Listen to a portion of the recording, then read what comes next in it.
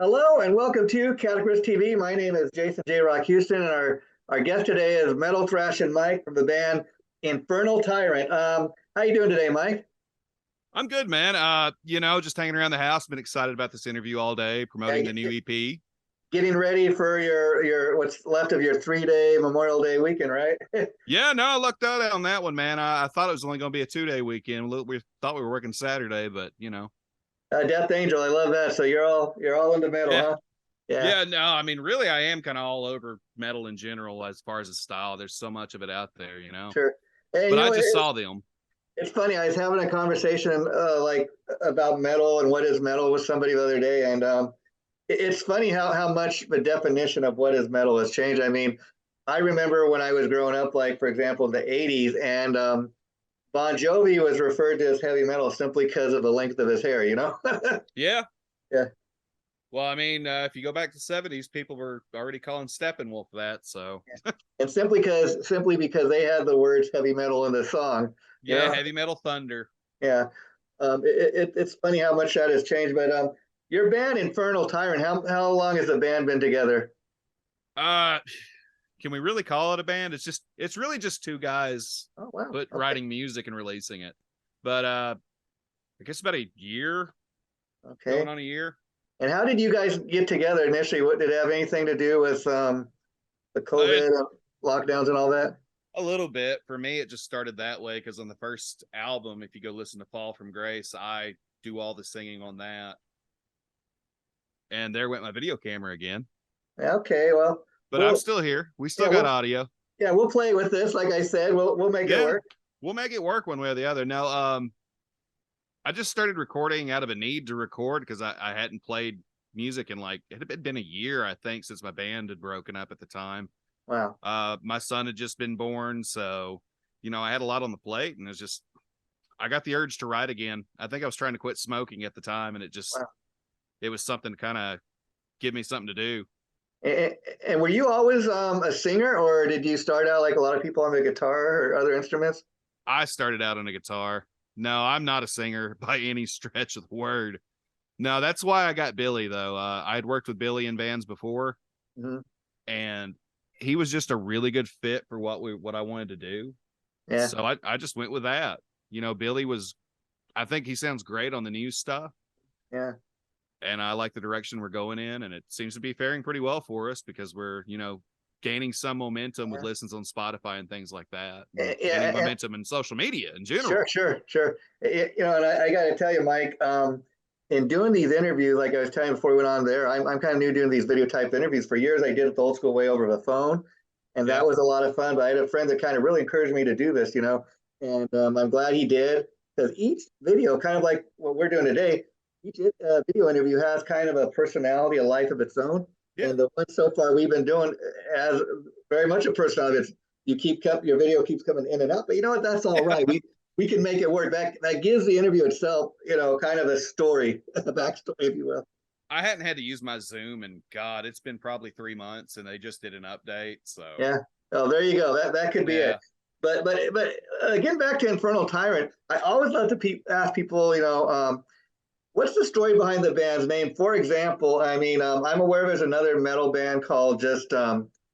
They're on Pavement Entertainment. So it's pretty much a metal sounding name. But how did you guys come up with Infernal Tyrant?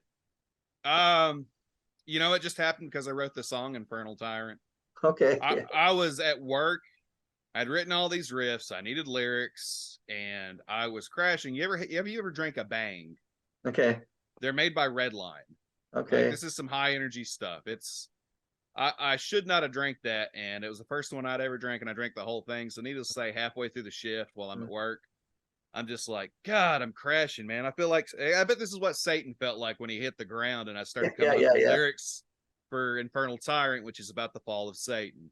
And I was like, it'd be a pretty cool band name. Yeah. Now, being that you're the riff master of the band, the guitar player, you're not a natural singer, as they say. Is it that much harder for you to write the lyrics, being that you're not the singer? God, yes.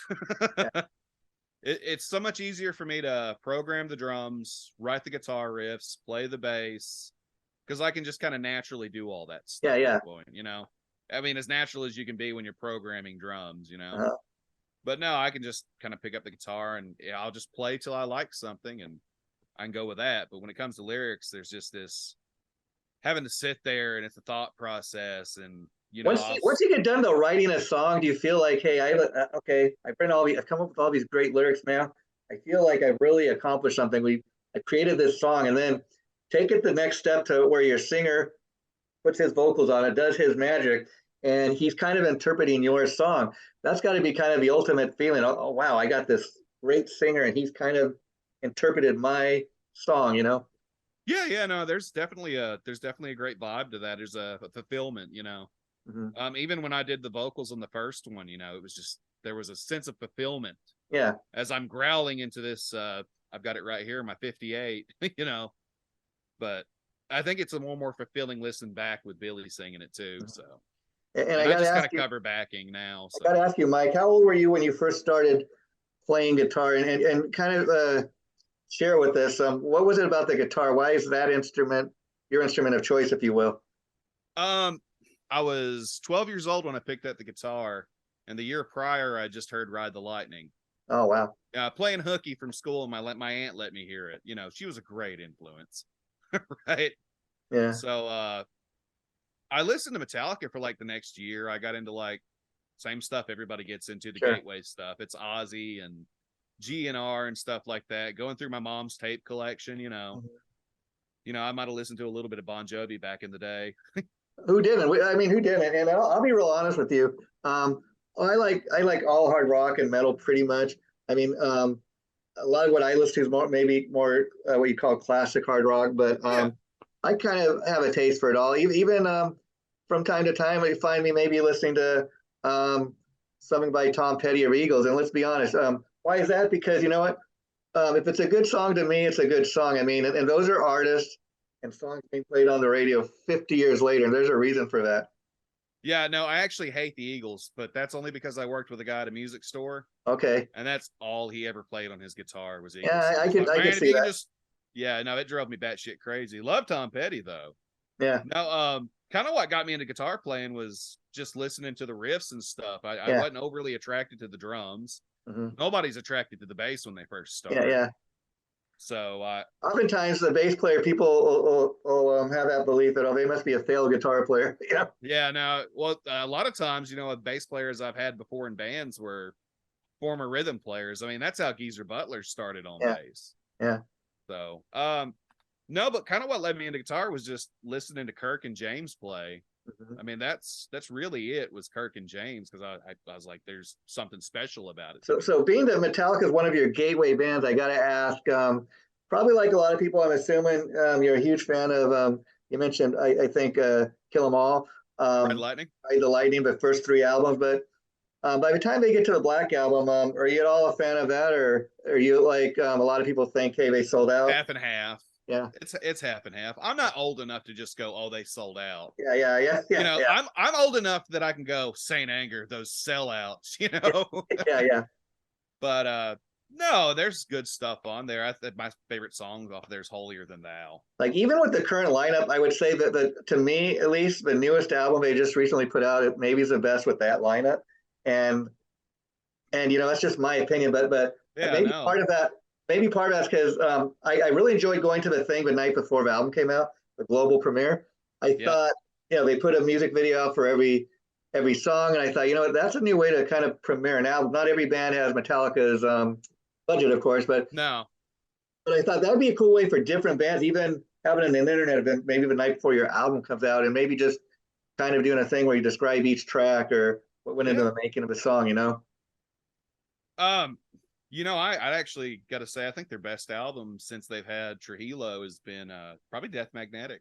Yeah, you know, that's what a lot of people tell me too. Yeah, so yeah, it's got a lot of stuff on it. It's still kind of hit and miss, but I mean, you're not gonna. For me, it's like first 4. Like that's the most solid stuff, and then there's stuff on every album that you're just kind of like you're attached to, you know. So were you? How young were you when you know, the news broke that Cliff Burton had been killed in that, you know, tragic bus accident? Were you very old? I was -1 years old. Oh wow! Yeah, isn't it amazing? Yeah. Yeah, September 26, 1986. That's about 6 or 7 months till April, right? And still those guys, had an influence on you. And I was curious, when you were first learning guitar, I think you said age 12, would you consider yourself mostly a self-taught player? Did you take lessons? Boy, that's a real deep question. I did not actually take lessons, but the self-taught thing, I don't think any of us are really self-taught. We're all gathering information from someone Yeah. else. Well, So, but yeah, again, as far as like doing it myself, yeah, as far as learning stuff and taking the initiative to, yeah, get a scale book, a chord book, figure out a Metallica riff, yeah. download some tabs or something, buy a Guitar World, as far I as mean, it's that like goes. anything, you got to educate yourself. But I mean, you look at a guy like Eddie Van Halen. I mean, one of the ultimate guitar gods of all time, and oftentimes people are surprised to learn he could not read a lick of music, but yet look what he was able to do with the guitar and had a pretty successful career, And doing that's it. funny. That's funny considering the family he came from. His dad was a classical Yeah, musician, and I yeah, think him and Eddie or Alex Alex. both started out on piano. Yeah, yeah. I mean, So I mean, the story goes originally, Alex was a guitar player and Eddie was a drummer, but Alex thought, you know what, Ed, I think I would make a better drummer than a guitar player. And had they yeah, not even made that switch, who knows? that worked with Diamond Vinny too, and it's funny how heavily influenced Dime was by Eddie. Yeah, yeah. So So much that, when Dime died, Eddie gave the family one of his original guitars, I think from Van Halen 2, was the on the back Bumblebee, album to be buried with him. How cool is that? yeah, it was the daggum Bumblebee, and he was buried in a Kiss coffin too. So we Yeah, kind of covered his basis there. yeah, yeah. I mean, And wow. he had the Ace tattoo. He had that Yeah, tattoo signed by Ace, and he got it yeah. inked. I And can only now, imagine. yeah, and now, you were sharing with me, or I seen on I think YouTube, the latest EP I seen that's up there is called Spring EP. Is that a working title, or you want to talk about that? I am literally just releasing an EP every season. So Oh, okay. the one Wow. before that was winter. This is spring. We've got summer coming up. That'll be in July when it comes out. Uh, And we'll have I haven't decided whether I'm going to call it fall or autumn yet. Which okay. one's more metal? Yeah, I think maybe. I think with some of the lyrical content and just the name of the band, I should probably go with fall. Yeah, yeah, yeah. So, A metal but yeah, fall. I'm Yeah, doing yeah, doing something every spring. It gives me more time to kind of promote everything separately too. It's you have to change the way you do things compared to how bands used to. You could put out a whole album and that was it. yeah. And Now, let's I talk mean, about that. If people want to get like a physical copy of this, can they, or is it pretty much just digital right now? it's digital right now. You know, I think right now, especially with the economy and things, the way things are going for me in particular, Yeah, I'm having to kind of hold off on doing physical because it sure. is such a risk. Hmm. You don't know that you're going to sell all of it. I mean, even if you buy 25 copies, you might Yeah, not sell all of it. yeah. I mean, let's be It's honest. In modern world, you're lucky if not only do people go to your YouTube page, but if they do, if they even play the song all the way through. Yeah, no. Well, I mean, I've got stuff that shares the stats with that because I go through DistroKid for all that. But no, I keep up more with Spotify than I do anything because I'm doing better on that than I am YouTube or anywhere Yeah, else. because YouTube, I mean, I would really love to have a real understanding of how they kind of, cook the numbers, so to speak. I mean, what I mean by that is like, for example, I have like over 700 interviews up on our site, and there was this one that just got all kinds of hits, like almost a million something, and yet an interview with Carmine Appice doesn't get anywhere near the same. Yeah, weird, huh? Yeah, No, I had a song like that on Spotify. It made a yeah, playlist yeah. and it just got played all over cafes and stuff in Yeah. Helsinki. And And then, it was like, recently I did an interview with the new drummer from Tesla, and he happens to be the younger brother of Mick Brown, the drummer from Dokken. yeah, And we were talking a little bit about that and the fact that his brother's totally doesn't play drums anymore. He's totally retired, sold all his gear. And just because we mentioned Mick Brown, this guy being the brother of Mick Brown, it got like 600 something hits, which for our site is huge. the Carmine Appice thing, I think one of the issues there is he's so heavily on YouTube too. Yeah, yeah, Because you can just go to Carmine's channel or sure, one of the sure. other channels and watch him do drum tech and stuff, Yeah, yeah, yeah. he's teaching people stuff all the time, because I watch him and I look for things that I can go, can I translate this to how I program drums? Yeah, yeah. So if you're gonna program and do it on a computer, you have to learn kind of how a real drummer plays too. Yeah. And it's something I'm working on more and more and getting better at. Yeah, and see, like even promoting your own band, as you're finding out, who's going to promote your band better than you? I mean, Yeah.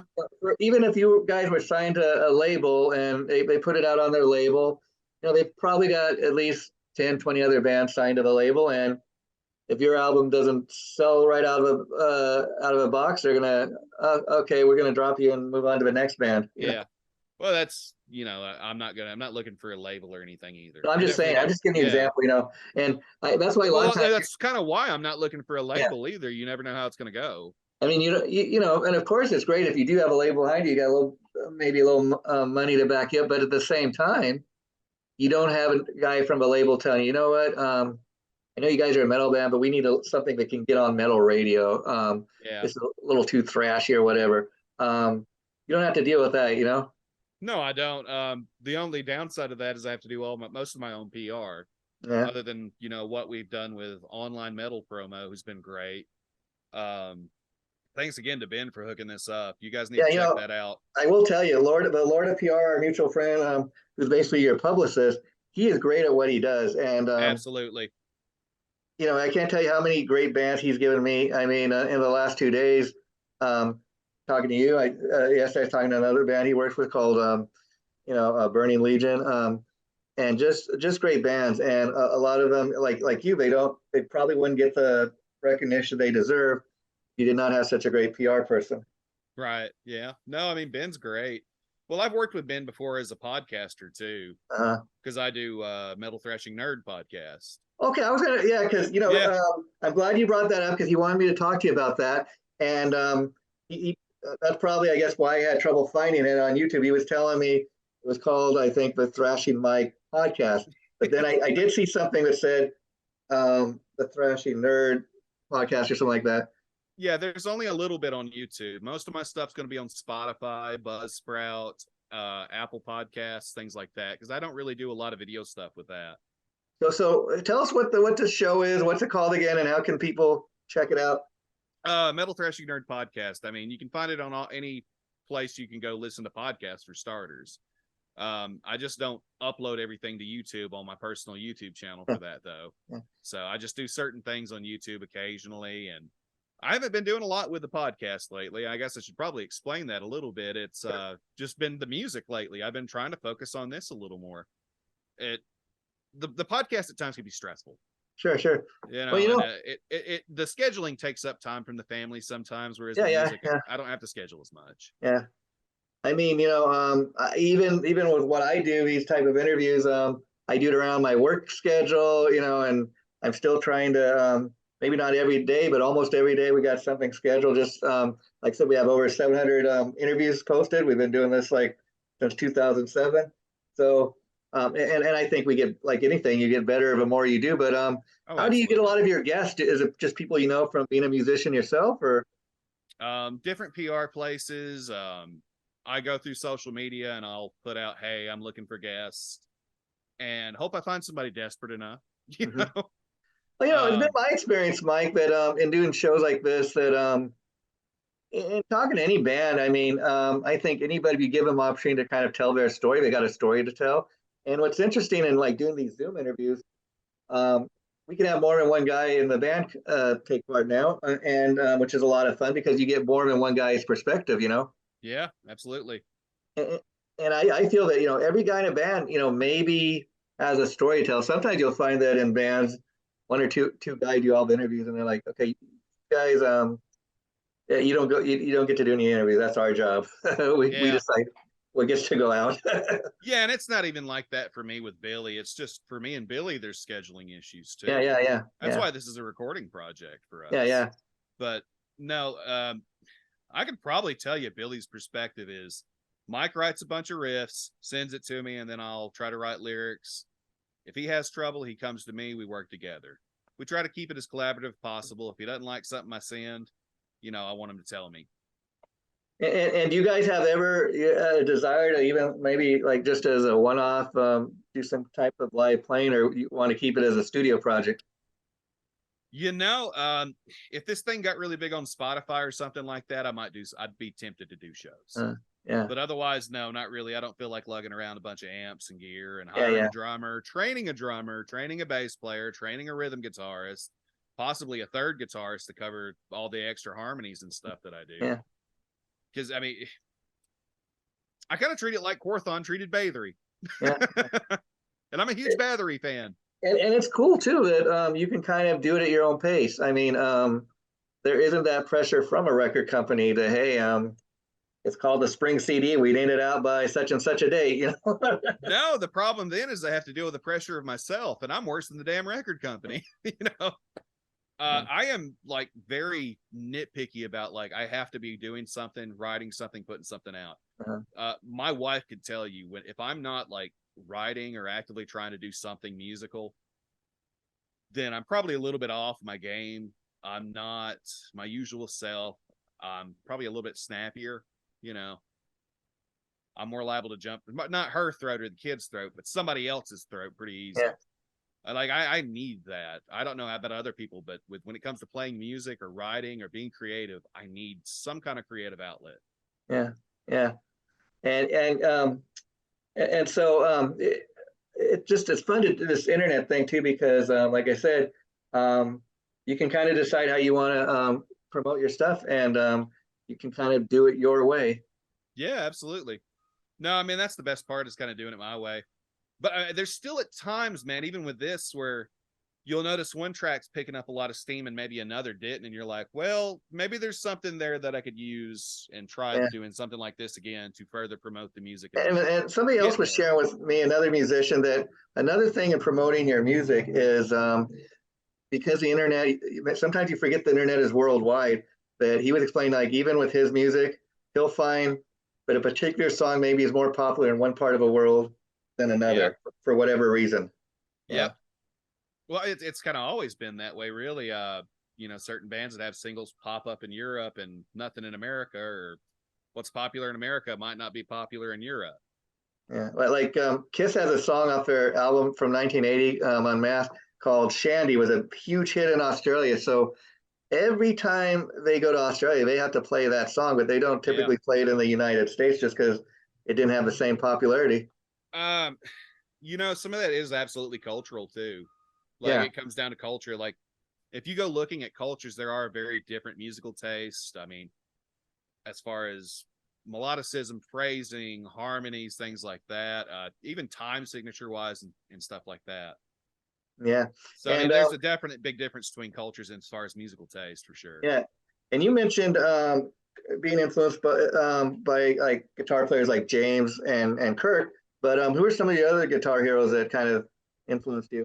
I mean, in particularly, I could name some guys from my time, because, you know, it'd be like the late 90s, early 2000s. And the people go, well, there's not a lot of guitar heroes. And I'm like, there absolutely were. You just didn't know who they were. John Donaeus from Shadows Fall.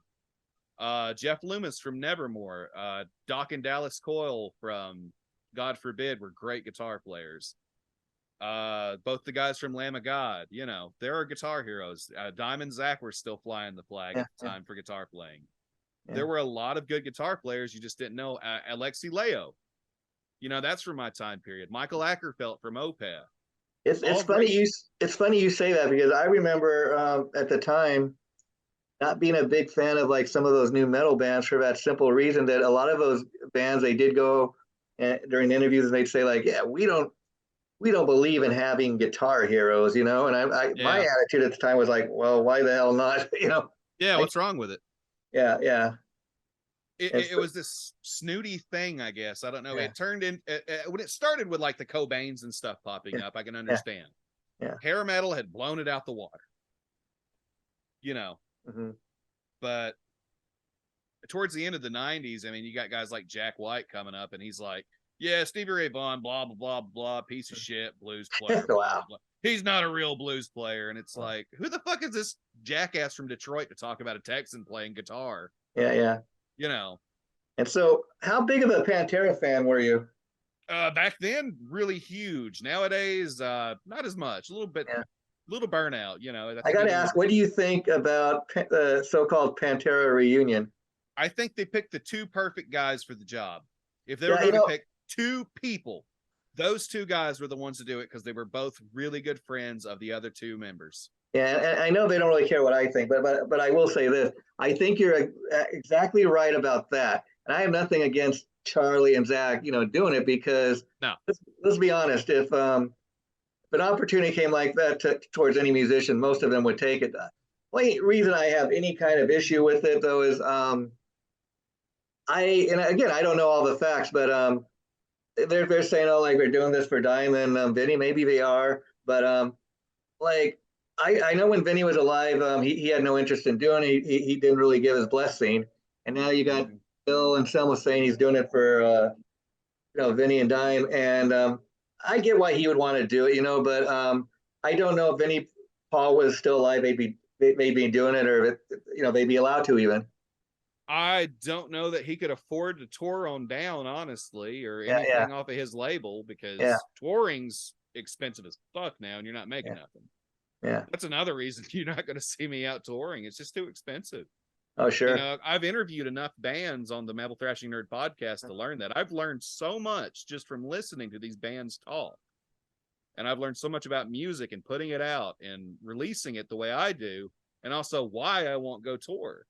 And how much, how much do you enjoy being on the other side, so to speak, getting a chance to talk to other musicians about stuff like that?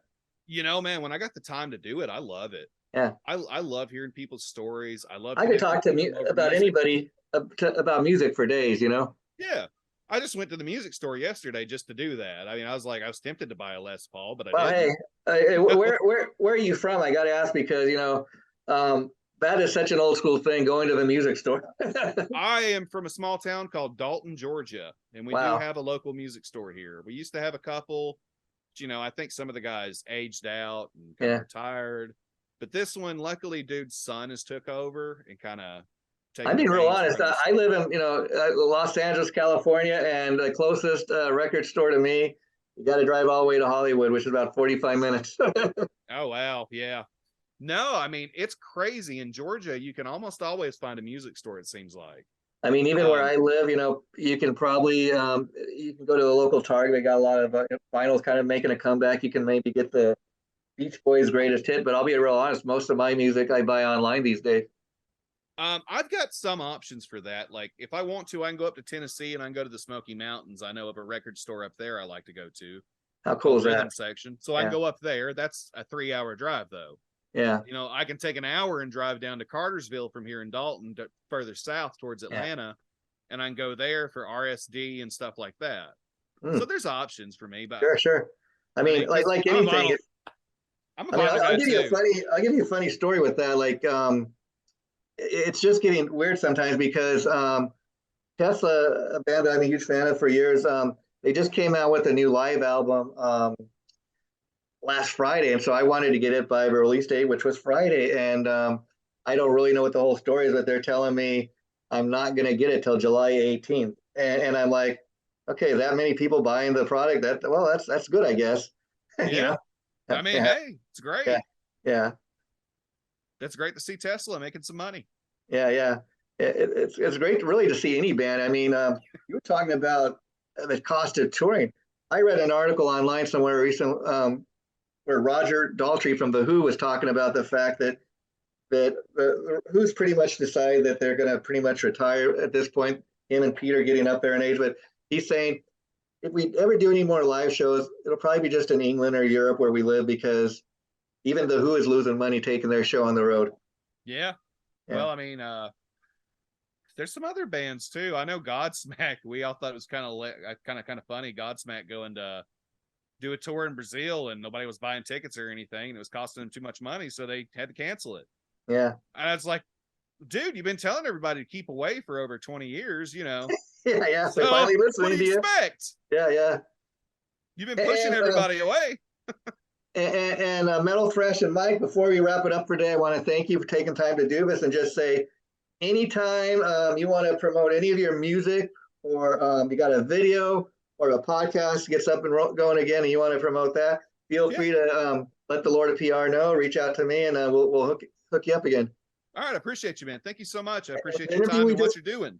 Yeah, the interview we did, it'll be going up sometime next week. We'll let you know. Feel free to share it. And as far as your publicist too, he's great at what he does. He sends me information on all the bands that I'm interviewing, and that way I can do my homework a little and know what I'm talking about. Because I don't want to just have you on and not have a clue, like not even listen to a song. You know what I mean? Oh, I know. I'm the same way. I have to go through and I know he sent me Carl Kennedy from the Rods, and I was like, I've got 40 years worth of stuff here I have to study, Yeah. In fact, maybe he can hook you up, because I'm going to be doing an interview with them next week about their new live album, so I look forward to that. Yeah, I'd actually talked to Carl way back before. He's a really great guy. You're going to have a lot of fun. Okay, well, you take care, Mike, and we'll have you back anytime you want to come back, okay? Take care. It's a pleasure, buddy. Thank you so much, Jay.